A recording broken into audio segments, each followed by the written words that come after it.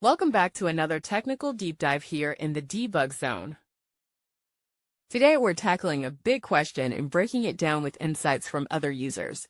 Hopefully this clears up some misconceptions and helps you get the answer you need. So buckle up, stay a little curious, and let's jump right in.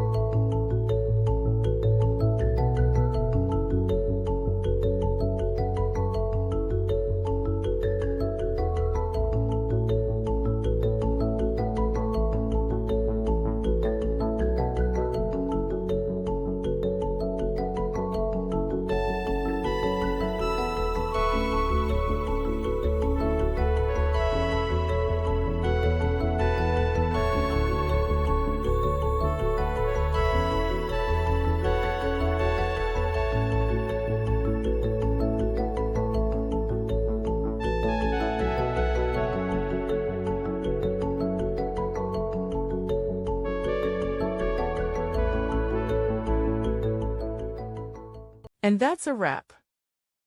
I hope you found the answer you were looking for. If you did, take a second to hit that subscribe button. It really helps out.